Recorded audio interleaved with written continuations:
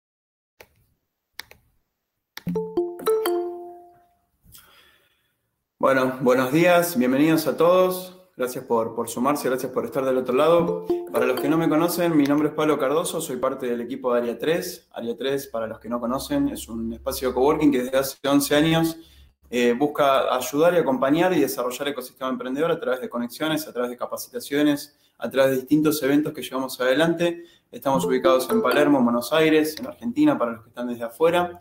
Y la verdad que desde que tuvimos que temporalmente cerrar nuestras puertas, empezamos a reinventar distintos espacios digitales para poder continuar apoyando el ecosistema emprendedor a través de capacitaciones, eventos y espacios de vinculación.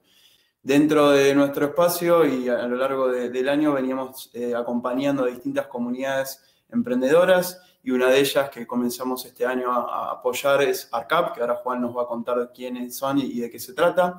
Y con ellos llevamos adelante estos espacios de todos los martes a las 11 de la mañana, en donde hemos hecho ciclos de presentación de fondos, donde hemos hecho presentación de startups, o en este caso, como hoy se suma Marce Oster, a hablar sobre alguna temática en particular. Lo que les pido es, durante la presentación, que mantengan los micrófonos silenciados. Cualquier duda o consulta que tengan, la vayan escribiendo ahí en el chat. Vamos a tratar de que, si queda tiempo, ir levantando las consultas. Esta sesión la vamos a estar grabando. Esta y todas las anteriores y el resto de los eventos que llevamos adelante desde Área 3 los subimos al canal de YouTube de Área 3, así que ahí lo pueden seguir. Y después los invito a que sigan de cerca las redes tanto de ARCAP como de Área 3 para poder conocer los próximos eventos que estamos generando esta semana y las que siguen. Así que espero que estén todos bien, que lo puedan aprovechar. Y Juan, gracias por el tiempo y el espacio y ayudar a coorganizar esto, así que todo tuyo. Bueno, buenos días a todos. Espero que tanto ustedes como sus familias se encuentren muy bien. Y sí, como dijo Pablo, al cual le agradezco también la posibilidad de estar hoy también acá. Creo que es nuestro 11º encuentro. Hicimos 5 encuentros donde presentamos inversores después nosotros que hicimos el Club del Pitch, el último martes fue sobre evaluación. Repaso esto porque todo está en el canal de YouTube de Área 3, así que si quieren acceder a esa información. Pero bueno, ya habíamos tenido 11 encuentros de ver inversores. Si bien ARCAP es la Asociación Argentina de Capital Privado, Emprendedor y Semilla, que reúne inversores, la verdad es que el 80% de los miembros, de los 56 miembros, son inversores, porque hay un 20%, 15 miembros que son estudios, nosotros llamamos proveedores de servicios, pero hay estudios de abogados, estudios de contadores, son profesionales que dan soporte y apoyo a la industria, no solo a los inversores, sino también, como el caso de Marcelo, también a emprendedores. Así que después de hablar tanto de inversiones, de evaluación, de picheo, vamos a tener 2 encuentros. Los próximos 2 encuentros van a ser este martes y otro dentro de 15 días. Van a ser sobre temas legales. Así que le damos paso a Marcelo. Le agradecemos muchísimo que nos haya regalado esta hora. Así que le damos la bienvenida, miembro de ARCAP, que hoy nos va a tocar, bueno, él lo va a decir de qué va a hablar, pero vamos a hablar de estructuras legales para expansión de startups. Marcelo, si me estás escuchando, y gracias. Marcio, estás con el micrófono silenciado. Ahí está. Ahí está, muchas gracias. Hola a todos, ¿cómo están? Muchas gracias a ARCAP por haberme invitado a participar de estos encuentros y a todos ustedes por participar, sumarse a esta invitación y ser nuestra audiencia. Espero que esta temática les resulte útil en el estadio en el que estén en sus proyectos. La temática que vamos a tratar hoy es básicamente hablar de cómo estructurar rondas de inversión y cuál es la estructura societaria internacional que le puede brindar el soporte adecuado al desarrollo de un negocio regional o global. En ese sentido, estructuramos primero la presentación para tratar, en primer lugar, cuál es la estructura que le va a dar soporte a ese negocio regional o global. Pues vamos a hablar sobre inversión de riesgo en startups y un poco cómo es el mindset cómo piensa el inversor y que tienen que ustedes tener en consideración si van a buscar levantar capital. Y finalmente, cómo se estructura una ronda de inversión, qué tienen que tener en cuenta, qué conceptos técnicos es importante que conozcan y se familiaricen, más allá de poder, obviamente, tener el respaldo de profesionales que los ayuden en ese proceso y para estructurar la ronda de inversión, llevarla adelante. Y finalmente, vamos a abrir un pequeño espacio de preguntas. Es una presentación que vamos a tener que tratar de ir más o menos rápido. Hay mucho contenido para poder transmitirles, pero el tiempo es breve, con lo cual, bueno, espero poder llegar a tener un espacio de preguntas y poder contestar lo que las consultas que vayan surgiendo.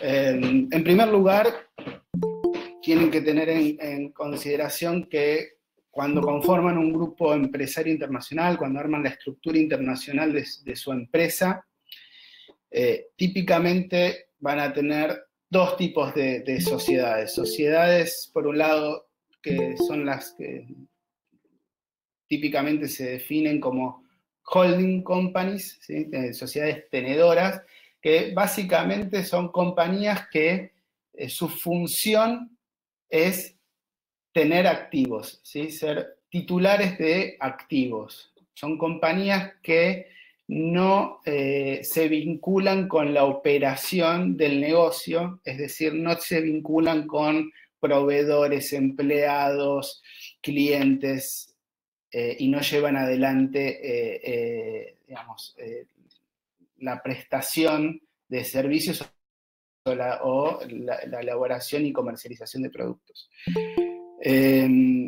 Por otro lado, están las sociedades operativas del negocio, que son justamente las que tienen todo el riesgo del negocio por vincularse con los clientes, son las compañías que brindan los servicios o venden los productos, desarrollan todo el espectro necesario para cumplir la finalidad del negocio, que es acercar servicios y productos a sus clientes.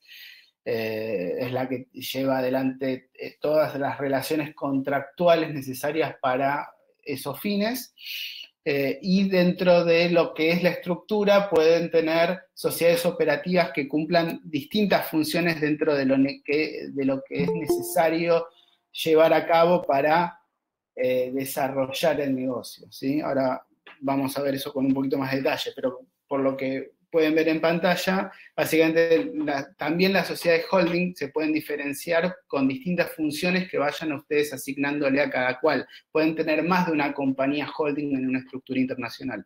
En ese sentido, típicamente las sociedades holding las van a estar relacionando con las compañías que son las titulares del 100% en forma directa o indirecta de todas las compañías subsidiarias, o sea, todas las compañías que forman parte del negocio, ¿sí? Es decir, son compañías que que son tenedoras de participaciones societarias. Esa es, digamos, la holding típica, pero también pueden tener holding de propiedad intelectual, y puede ser que separen a la sociedad que es la titular de todas las sociedades del grupo, y tener otra compañía holding que sea la titular de propiedad intelectual. Esto puede estar, estos son decisiones empresariales que pueden adoptar por múltiples factores, entre ellos la separación de riesgos. Es un aspecto central que explica por qué las estructuras internacionales tienen sociedades holding y, por otro lado, las sociedades operativas. Al hacer esta separación entre riesgo de negocio, relaciones de negocio, con la titularidad de los activos, estamos de alguna manera protegiendo esos activos del riesgo del negocio, ¿sí? Marcelo, te hago una pregunta. Sí. La sociedad tenedora o holding, vos en tu experiencia, en el camino de un emprendedor, ¿cuándo ves que empiezan a armar esta estructura? ¿Cuando llega una Series A o antes también? ¿En qué estadio se da? Es una muy buena pregunta. Es recomendable que lo antes posible formen esta compañía. Esto incluso puede ser en una etapa muy temprana, y en algunos casos incluso antes de tener la compañía operativa. Esto va a depender de una multiplicidad de factores. Típicamente es una compañía que van a necesitar para que funcione como vehículo de inversión, en el caso de que en forma temprana busquen levantar capital de terceros, y es una buena forma de que es importante que definan cuáles son los mercados prioritarios según el modelo de negocios de ustedes. También va a ser muy determinante para todo este tipo de decisiones. No es lo mismo un modelo de negocios basado en una plataforma SaaS que de software as a service, donde brindan servicios y probablemente no necesiten tener una sociedad, una compañía en cada mercado en el cual operen, pero también tienen que tener en consideración que pueden haber aspectos, incluso en muchas jurisdicciones tributarios, que por el nivel de retención que pueda implicar, hace que sea competitivo para la compañía establecerse en esas jurisdicciones, entre otras muchas complejidades que puede plantear cada mercado, ¿no? Eso van a tener que ir evaluando país por país, tener en cuenta los tratados internacionales que puedan llegar a ser aplicables, y para todo esto va a ser recomendable que se asesoren bien, y tener en cuenta que todas estas compañías que vayan formando, compañías holding, compañías operativas que vayan a desarrollar el negocio a nivel regional o global, van a tener relaciones entre sí, lo que se llaman relaciones intercompanies, y que todas esas relaciones deben estructurarse cumpliendo las reglas de precio de transferencia, ¿sí? Que determina que los fiscos pueden llegar a cuestionar estas relaciones si, digamos, no cumplen con estándares de mercado a la hora de fijar precio, ¿sí? Lo cual pueden, digamos, al ser todas compañías de un mismo grupo, pueden libremente fijar el precio por fuera de lo que sería el precio que entre partes independientes se establecería, y de esa manera alocar ganancia en un país de menor tributación, afectando los intereses de un fisco. Entonces, tienen que tener en consideración que ese tipo de estructuras pueden ser cuestionables. Entonces, y más aún si la estructura, la jurisdicción, etcétera, las eligen con fines exclusivamente tributarios, ¿sí? Teniendo en consideración solamente ventajas tributarias que puedan llegar a resultar de esa estructura. En cuanto al tipo de societario, esencialmente van a tener que diferenciar entre tipos societarios que son transparentes a los fines fiscales, es decir, que a fines fiscales es como si no existieran, donde los ingresos de esa compañía o las ganancias se imputan directamente a nivel de los socios o accionistas de esa compañía, mejor dicho, de socios, porque típicamente las sociedades divididas por acciones no serían transparentes a los fines fiscales, salvo normas de salvaguarda fiscal que pueden determinar que esa personalidad fiscal que tenga esa sociedad por acciones sea desconocida por, digamos, el nivel de tributación que pueda llegar a tener, o porque se interpreta que al ser a estar constituido en un país de baja o nula tributación, básicamente muchas normativas, en Argentina también existen, consideran que esas sociedades son transparentes a los fines fiscales, y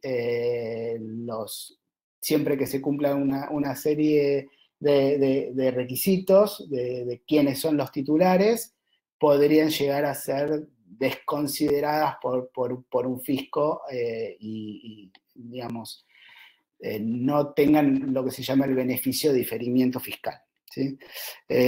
Por otro lado están los tipos societarios que, como decía, típicamente son sociedades divididas por acciones, que tienen personalidad fiscal.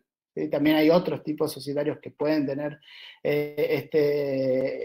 personalidad fiscal y que ofrecen el beneficio de diferimiento, es decir, que por los ingresos que tenga esa compañía, las ganancias que tenga esa compañía, no los accionistas, socios de esa compañía no van a tener que tributar en forma directa hasta tanto no se distribuyan esos beneficios, ¿sí? Esos dividendos. Marcelo, te hago una pregunta. ¿Has visto en tu experiencia como abogado de este tipo de emprendedores que están creciendo, que para poder recibir una inversión tuvieron que armar esto a las corridas porque si no el fondo o el inversor no ingresaba? O sea, porque esto por momentos puede parecer muy sofisticado o quizás hay muchos que no manejamos estos temas y lo minimizamos, pero puede ser que llegando a una inversión de tal magnitud se frene en el due diligence o en la auditoría diciendo, bueno, si no ordenamos esto, el fondo no ingresa y se tuvo que armar en tiempo récord. ¿Es habitual o es más mito eso? Mira, es habitual que tengas que tener, digamos, la compañía en orden, un vehículo de inversión apto. Después vamos justamente a tratar cuáles son los requerimientos que un inversor típicamente sofisticado. O sea, si querés invitar a un venture capital a comer a tu casa, primero hay que ordenarla. Exactamente. Después vamos Esto es parte del orden. Pueden hacer ordenado o ordenarlo en el camino.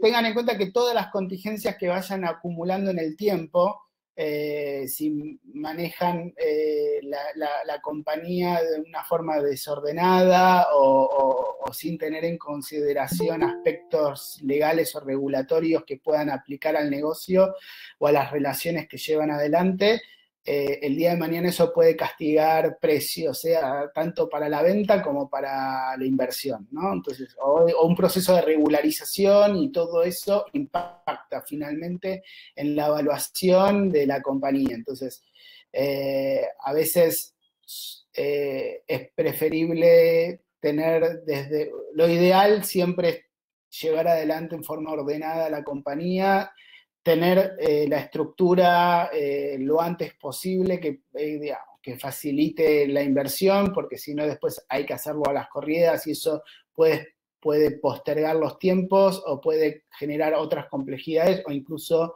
perder la oportunidad. Claro.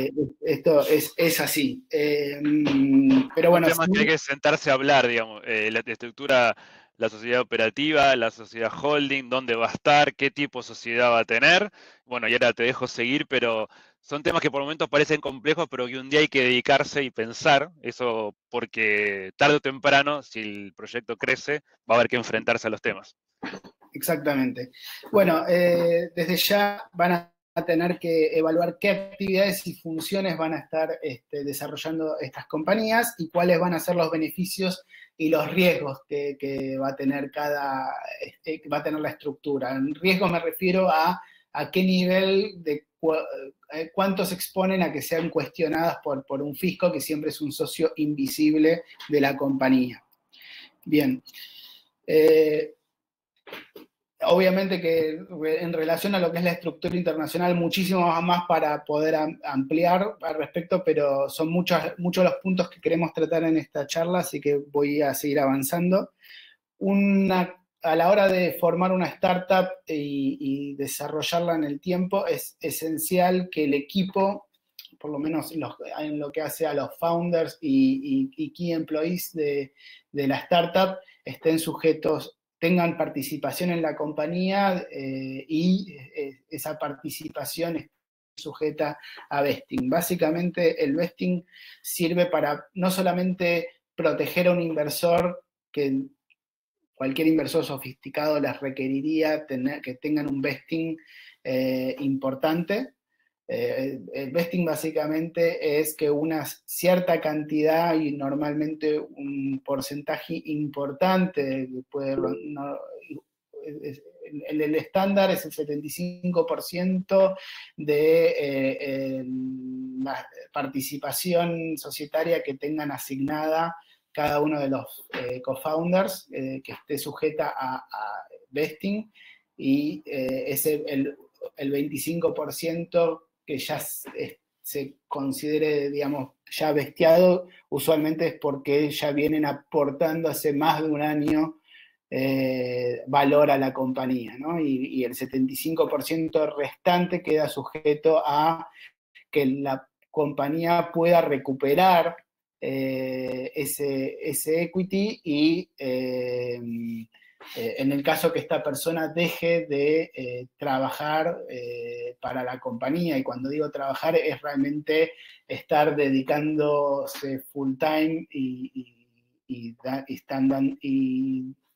realmente generar valor para la compañía, y siempre tienen que tener la posibilidad de tomar este tipo de decisiones y terminar esos vínculos en caso que la persona deje de performar.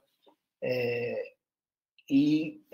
importante también que tengan en consideración que el vesting suele ser por plazos prolongados. El estándar es 4 años, y muchas veces el devengo digamos, de liberar esa participación societaria de la posibilidad de que la compañía recupere ese equity, suele establecerse en forma mensual, pero eso es flexible, lo pueden regular de la manera que consideren más conveniente, por trimestre, por semestre, anual, pero el estándar de la industria es 4 años, o sea, un 48avos por mes que vayan devengando, y muchas veces, en especial para los key employees, se establece lo que se llama cliff, que es básicamente que por un primer periodo prolongado de tiempo, que suele ser en el estándar 12 meses, no va a adquirir ese equity, o sea, lo tiene asignado pero no lo adquiere. Igualmente esto también puede tener un montón de variables, en tanto pueden llegar a ser que lo estructuren como equity directo o un stock option. Como ven, estoy mencionando un montón de palabras en inglés que hacen a figuras importadas de Estados Unidos, donde, digamos, se han desarrollado fuertemente la industria de las startups tecnológicas y venture capital, de inversión de riesgo, y son estructuras que funcionan muy bien en esa jurisdicción, y cuando hay que tratar de localizarlas, o se tratan de traer estos institutos a otras jurisdicciones como Argentina, suele no ser perfecta esa traslación, y encontramos otros problemas, lo cual también hace a la ventaja de estructurarse en forma internacional desde los inicios, ¿no? Sí. Quería comentar, porque ya veo varias preguntas en el chat, que esta presentación después se la vamos a enviar junto con los datos de Marcelo también, y que vamos a tener, después de 2 charlas específicamente legales, vamos a tener una de impacto tributario, también porque surgen muchas preguntas sobre estos temas que vos estás explicando, el impacto tributario. Así que también no se preocupen, porque vamos a tener un martes que vamos a hablar específicamente del impacto tributario, porque si hoy Marcelo hablara también de eso, no pasamos a la primera slide, porque cada puertita que abrís, Marcelo, se abren 5. Así que hoy queremos dejar presentados los temas, pero bueno, esta representación lo van a recibir, también los datos de Marcelo, y vamos a poder hablar próximos martes más específicamente de algunos temas puntuales. Te dejo. Totalmente. Gracias. Hay mucho para profundizar de cada cuestión. Ahora, otro punto importante son los acuerdos de accionistas o de socios, que van a tener que estar familiarizados con distintas formas de regular las relaciones entre socios y accionistas, y esto en especial pensando en qué es lo que les van a requerir los inversores, y ustedes tienen que entender de qué se les está hablando, ¿no? Más allá de que tengan el asesoramiento profesional que los acompañen en estos procesos, es importante que empiecen a familiarizarse con los términos y con las cuestiones que se discuten. En este sentido, los acuerdos de socios accionistas se regulan los derechos y obligaciones en relación a la compañía o entre sí. Se pueden establecer quórum y mayorías especiales para regular los derechos políticos, o sea, las decisiones de la compañía, cómo se adoptan. También ciertas restricciones a la transferencia de las participaciones societarias, como también acuerdos de voto. En lo que refiere a restricciones de transferencia, puede prohibirse la enajenación, pero con ciertas limitaciones en general. Esto va a depender de jurisdicción por jurisdicción, pero usualmente se pueden restringir por un determinado tiempo o a persona determinada, y es muy importante mencionarles que pueden haber restricciones a la transferencia legales, en especial en países, digamos, si van a formar unas compañías holding en Estados Unidos, tienen que tener en cuenta que rigen normas de securities que establecen holding periods, o sea, periodos durante los cuales no se puede transferir la participación societaria, porque son compañías que no están registradas para oferta pública de sus acciones ante el Securities Exchange Commission, con lo cual son ciertas restricciones legales que tienen que tener en cuenta, que su incumplimiento puede acarrear consecuencias importantes para la compañía. Entonces, asimismo, además de esas restricciones, se puede establecer derechos de preferencia, que puede ser un right of first offer, right of first refusal, que pueden llegar a escuchar, que eso es básicamente el darle la preferencia a alguien para que pueda tener el derecho de adquirir en primer lugar las acciones, ¿sí? O que ante una oferta que ustedes reciban tengan que darse vuelta y ofrecerla en esos mismos términos a esta persona que tiene ese derecho de right of first refusal, ¿sí? Después, muy importante es el drag along right. Esto es algo que debería siempre estar en toda compañía, establecida entre todos los que forman parte de la misma societariamente, porque es esencial a los fines de un eventual éxito. Esto es un derecho para poder forzar a todo accionista de la compañía a vender su participación en la misma, ¿sí? El día de mañana ante una oferta para adquirir el 100% de la compañía. Entonces, es muy importante que la compañía tenga la posibilidad en alguna instancia de poder forzar la venta, si es necesario, del 100%.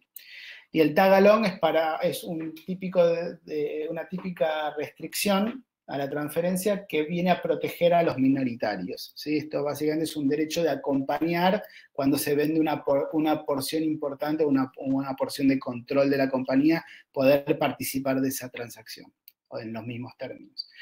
Ahora bien, ¿qué es lo que tienen en consideración los inversores para invertir en una startup de base tecnológica? ¿Por qué van a invertir en una startup? Y la respuesta es muy contundente. Básicamente, solamente van a pensar en cuántas veces van a poder multiplicar, de acuerdo al potencial del negocio, van a poder multiplicar su inversión. Es decir, si ustedes no son una startup que tenga la posibilidad de escalar los negocios de su negocio y multiplicar así el valor de la compañía, digamos, múltiples veces, es probable que no sean candidatos para inversión de riesgo. Y esto es importante para saber si tiene sentido que le dediquen tiempo a tratar de levantar capital emprendedor, ¿sí? El capital emprendedor tiene un alto grado de riesgo que se ve compensado por un posible, difícil, alto rendimiento o rendimiento exponencial de la inversión en caso de éxito, ¿no? Entonces, esto es muy importante que lo tengan en cuenta. ¿Qué requerimientos van a pretender los inversores sofisticados? Típicamente tienen que tener en cuenta ciertos requerimientos estructurales y de compliance legal. Por un lado, lo que yo les mencionaba, el compromiso del equipo emprendedor mediante vesting y también de todo key employee. Esto es esencial para darle la tranquilidad al inversor que las personas que están ocupándose de llevar adelante el emprendimiento tienen los incentivos para continuar y permanecer en el tiempo trabajando y dedicándole esfuerzos a la compañía, y esos incentivos no tienen que ser menores, tienen que ser lo suficientemente atractivos para que estas personas tengan esa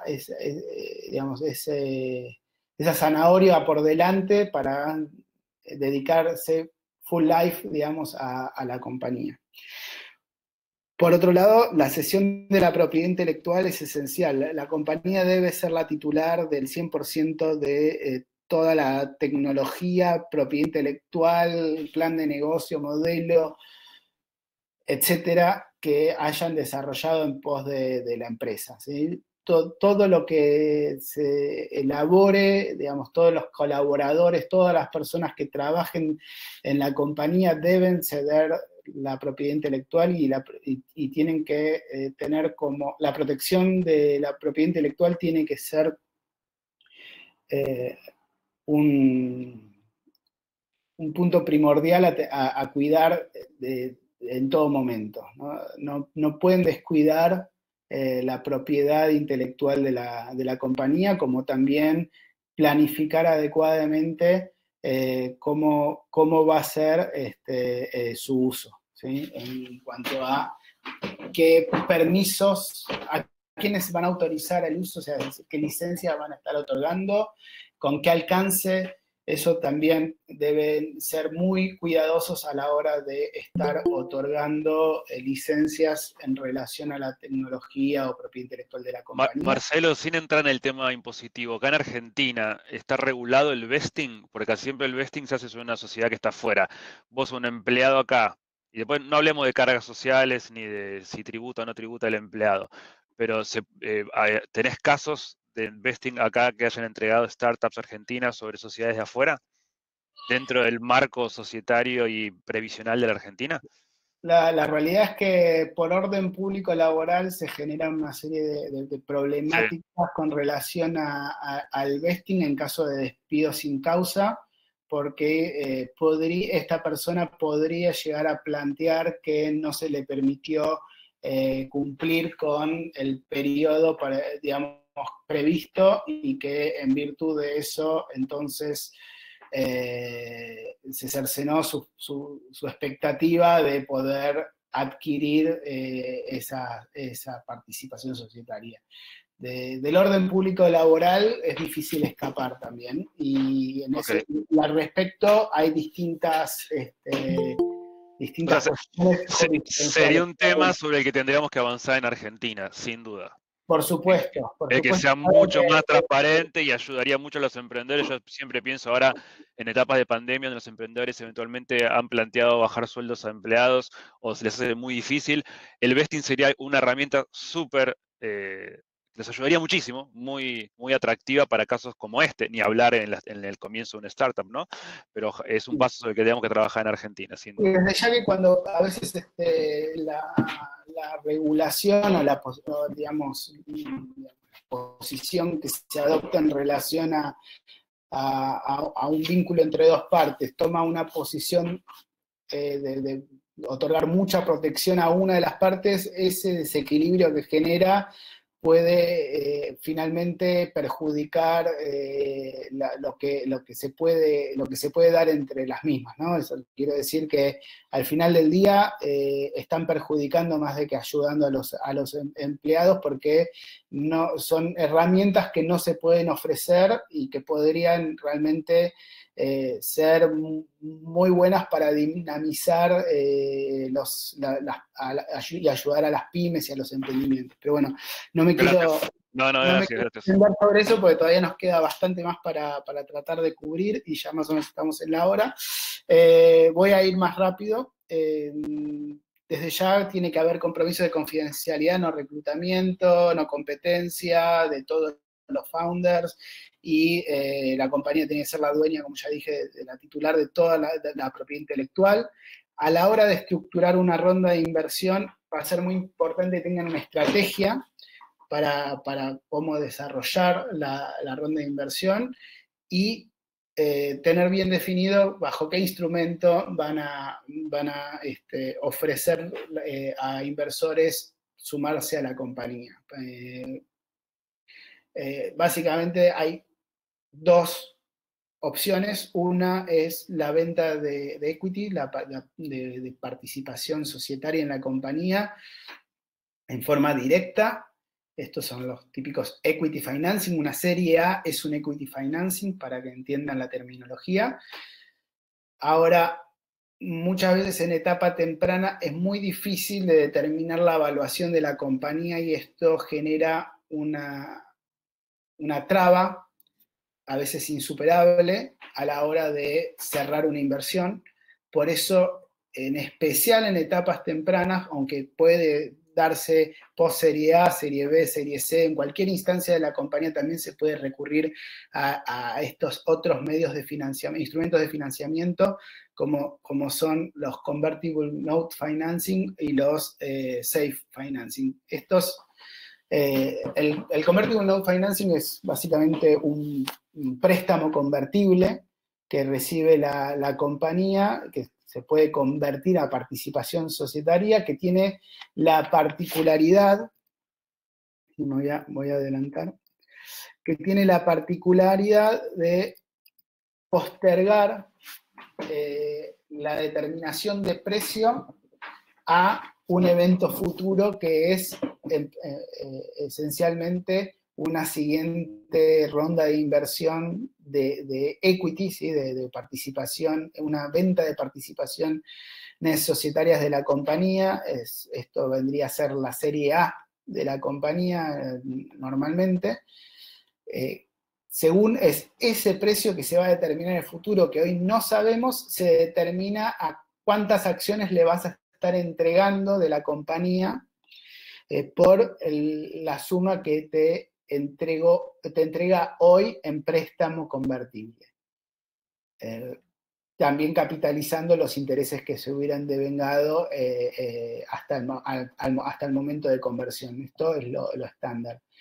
Estas conversiones, cuando ocurre un siguiente financiamiento que suele estar calificado, es decir, ya determinado en qué condiciones, qué tipo de financiamiento de capital va a ser considerado que convierte al préstamo convertible, lo hace en forma automática, es decir, no es algo que debería poder elegir el inversor si convierte o no convierte en ese tipo de situaciones. Hay que negociar cuándo se considera que hay un financiamiento de capital que lo convierte en forma automática y no dejarlo librado a la decisión del inversor, porque esto puede obstaculizar futura inversión de la compañía. Y siempre, cuando ustedes hacen una ronda de inversión, tienen que tener muy en claro, tanto ustedes como los inversores, que esto es un proceso,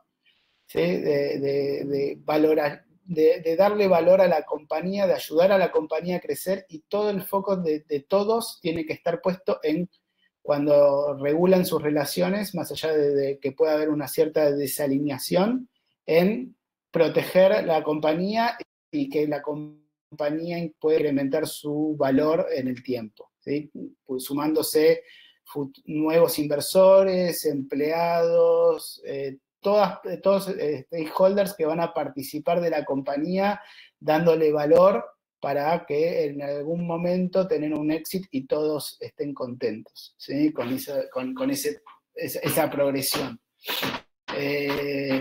Entonces, al mismo tiempo se suele establecer la posibilidad de conversión voluntaria cuando ocurre el vencimiento del préstamo, y el precio se determina mediante una fórmula, ¿sí? Yo les decía que el precio quedaba postergado en el tiempo. Bueno, ¿cómo se determina? Con una fórmula que típicamente es un descuento o un tope de evaluación o una combinación de ambos. Al mismo tiempo también se tienen que regular algunas otras cuestiones, como qué pasa en caso de venta de la compañía o cambio de control de la misma. El SAFE, que es el Simple Agreement for Future Equity, es muy similar en su regulación y lógica con el mutuo convertible, pero no es una deuda, su naturaleza no es ser deuda, con lo cual no genera intereses.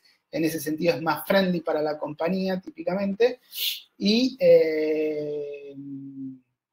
en sí el SAFE es un modelo contractual que fue formulado propuesto por Y Combinator, que es una aceleradora americana, de las más reconocidas, y obviamente, como todo modelo contractual, está sujeto a que las partes puedan, digamos, modificarlo a gusto. Y lo mismo con los convertible notes, van a ver que hay algunos estándares de la industria, pero que después está sujeto a lo que al final del día las partes acuerden. Pero es bueno que en general los inversores sofisticados están muy familiarizados con este tipo de documentos, y hay un cierto grado de estandarización que hace que los procesos de negociación y cierre sean mucho más rápidos, con lo cual finalmente estamos hablando de que sean menos costosos.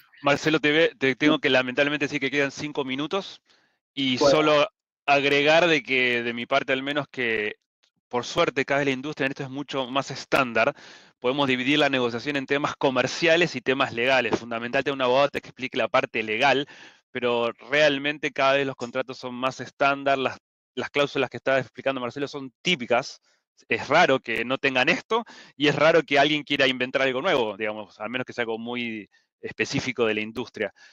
Pero bueno, sí, yo sé que da para muchísimo, me voy a callar para dejarte los últimos minutos, pero te quiero avisar que quedan 5 minutos.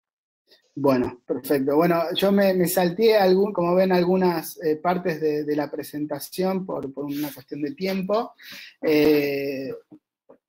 Para ir cerrando y poder contestar algunas preguntas, tengan en cuenta que es esencial la estrategia a la hora de encarar una ronda de inversión. La ronda de inversión tiene la ventaja frente a la negociación 1 a 1, que ustedes van a tener que negociar con un lead investor y a partir de ahí todos los demás inversores se estarían adhiriendo a esos mismos términos ya negociados sin mucho margen de negociación. Algunas cuestiones se pueden resolver, pero en general hay que estar básicamente adhiriendo a los términos negociados por el lead investor, lo cual obviamente también hace a lo que referíamos de costos de transacción y velocidad de cierre de estas rondas, y la ventaja para la startup de no tener que negociar con cada cual infinidad de términos que haría el proceso muy complejo, y por eso en el estándar las compañías, las startups buscan llevar adelante rondas de inversión y no negociaciones con inversores individuales. Va a ser muy importante que tengan para la presentación a los inversores toda la documentación muy bien trabajada, el one page, investor deck, sin errores, pudiendo exponer con claridad el roadmap de ustedes, por qué están buscando ese dinero, un cap table actualizado y cumplir con todos los requerimientos estructurales y de compliance legal. Y bueno, las series A o las ventas de participación societaria y de equity financing son, digamos, mucho más complejas en términos de todo lo que hay que negociar que un convertible note o un safe financing por lo general, ¿sí? Bueno, con esto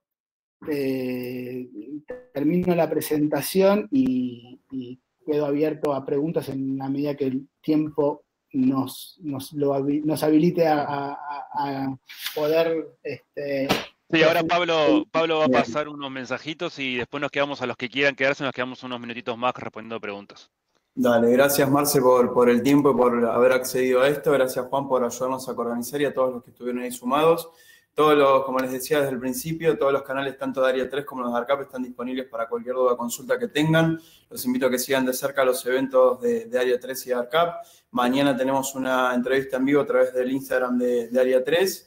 Y después, la semana que viene, tenemos algunos eventos más a través de estas plataformas, así que los invito a que se vayan inscribiendo. Hay uno en particular con Google Argentina que estamos organizando. La semana que viene, el jueves, es la última serie de 4 webinars basados en Google Ads, así que ahí síganos de cerca.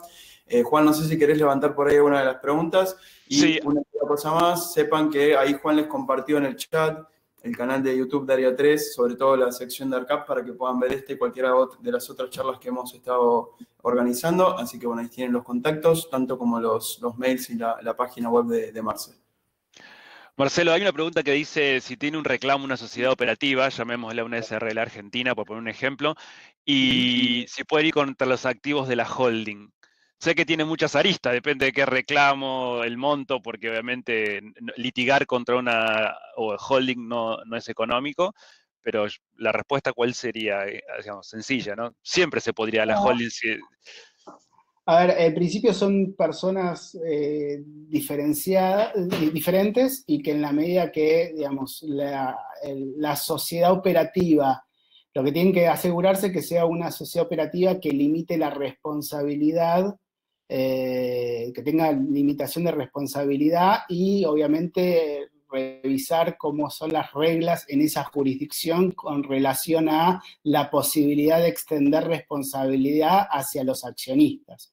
En la medida que pueda permitirse la penetración de lo que se llama el velo societario en general, y muchas veces esto va de la mano del fraude a la ley, podría llegar a no ser suficiente que la compañía tenga limitación de responsabilidad y pueda lograrse la extensión de responsabilidad a la holding. Pero obviamente eso plantea, en primer lugar, un uso fraudulento del vehículo, de la estructura, y por otro lado, un mayor grado de complejidad a la hora de intentar lograr poder, digamos, ir en contra de la holding, ¿no? Además de la complejidad de tener que ir después Claro, a litigar al exterior. Sí, a ejecutar esa sentencia en el exterior, ¿no? Son todas complejidades, pero bueno, obviamente, las cuestiones laborales, cuando existe fraude laboral, típicamente tener empleo no registrado, podrían dar lugar a esa responsabilidad extensiva. Acá en Argentina no sucede, nadie tiene un empleado no registrado. Marcelo, netamente estadístico, ¿cuál es la típica estructura, o sea, la holding, BVI, Delaware, Uruguay, cuál es esa holding? Pero simplemente estadístico, yo sé que depende de muchas aristas, pero hoy, ¿cuál se utiliza? Finalmente de la elección que tomen los founders, y muchas veces puede ser algo que los inversores puedan requerir cambiar de jurisdicción o de tipo societario según cómo esté estructurado esos lead investors típicamente. Pero el estándar en general es Delaware, que es un estado de Estados Unidos, suele ser el más utilizado como holding de participaciones societarias, ¿sí? No necesariamente es el más utilizado como holding de propiedad intelectual, sino al contrario, hay otras más, digamos, utilizadas a los fines de ser, digamos, tenedoras de propiedad intelectual, pero la típica holding de una startup de base tecnológica suele ser, digamos, constituida en Delaware o formada en Delaware. Eso va también muy de la mano de la seguridad jurídica, de las instituciones, de las figuras contractuales, instituciones, flexibilidad que te ofrece el sistema Common Law, y la historia que tiene Estados Unidos en lo que hace a startups. Y también muy importante es que te abre la ventana al venture capital americano, ¿no? O sea, típicamente un inversor sofisticado, un fondo venture capital, por lo general va a preferir que la compañía esté en Estados Unidos por múltiples razones, pero también he visto muchas transacciones, muchas inversiones de fondos americanos en compañías de BVI. Después ya, digamos, en alguna europea también, pero se sienten desde ya más cómodos con estructuras formadas en Estados Unidos. Te hago una última pregunta, porque la verdad que hay muchas y si no estaríamos otra hora contestando preguntas, pero vamos con esta última que es una bastante recurrente, que es en caso de que un emprendedor en su proyecto con los founders tengan un convertible notes, el proyecto va mal y cierra. Uh-huh. Mientras descartamos que haya fraude, sino que no funciona. ¿Qué pasa? ¿El inversor tiene preferencia sobre el eventual activo que quedó? Primero van los empleados y cobran sus acreencias. ¿Cómo queda el convertible note frente al cierre de una startup? Bueno, el convertible note es una creencia, ¿sí? Es un crédito típicamente unsecured, o sea, que no está, digamos, no tiene una preferencia sobre un activo determinado, sino que es un acreedor general de la compañía que tiene, digamos, al igual que todos los demás acreedores, estaría en el mismo rango de privilegio que cualquier otro acreedor, pero bueno, muchas veces los empleados sí, hay que ver la regulación aplicable, pero muchas veces los empleados sí tienen ciertos privilegios legales en caso de liquidación de una compañía, ¿no? En proceso de concurso, quiebra. Genial. Bueno, quería decirles que, bueno, mil gracias, Marcelo, por tu tiempo. Muchas gracias. Ahí yo dejé en el chat tu mail, tus datos de contacto, la página web. Ahora te voy a dejar, por si querés decir algo antes de cerrar, avisarles que vamos a tener 2 instancias más legales con el estudio Kaplan y Malumian, también para que podamos seguir avanzando con estos temas. Pero bueno, queríamos que Marcelo hoy nos haga la introducción porque mucha gente por primera vez está escuchando estos temas. La verdad que la pandemia, entre las cosas malas, nos dio una buena que llegar a todo el país y a gente del interior y que no tiene a veces la posibilidad de participar de los eventos presenciales. Así que bueno, de mi parte, agradecerte, Marcelo, yo lo doy por cerrado, te dejamos el último minuto para vos. Sé que hay muchas preguntas, pero tampoco vamos a poder abordar todas con las aristas que se abren en cada una de las respuestas. Juan, una sola cosita, déjame decir que ahí Luisina preguntó con respecto a si les vamos a estar enviando mails, y a todos los que participaron les vamos a enviar un mail con un formulario breve de feedback y les vamos a compartir la presentación. Así, Marce, gracias. No, por favor, muchas gracias a ARCAP, a Área 3 y a todos ustedes por participar. Espero que bueno, les haya resultado útil lo que comenté respecto de estas temáticas. Hay muchísimo para profundizar y mucho depende también de cada caso particular, cuál es la mejor opción para cada cual. ¿Sí? En esto no hay ninguna regla, no hay una fórmula mágica que le sirve a todos sobre cuál es la mejor estructura internacional o cuál es el mejor instrumento de inversión o la mejor estrategia a la hora de llevar adelante una ronda de inversión. Son distintas opciones o incluso poder evaluar la posibilidad de no hacer una ronda y cerrar un acuerdo con un inversor individual. Con lo cual, bueno, éxitos a todos ustedes con sus proyectos, espero que logren grandes cosas y brinden a la sociedad una solución, una nueva forma de hacer de llevar adelante alguna actividad, alguna industria y que, bueno, sigan aportando cada uno desde su lugar a que, bueno, cada día estemos mejor. Les agradezco el tiempo y quedo a disposición. Muchas gracias. Gracias a todos por participar. Gracias, Marce, gracias, Juan, gracias, ARCAP. Nos vemos. Hasta luego. Adiós. Hasta luego.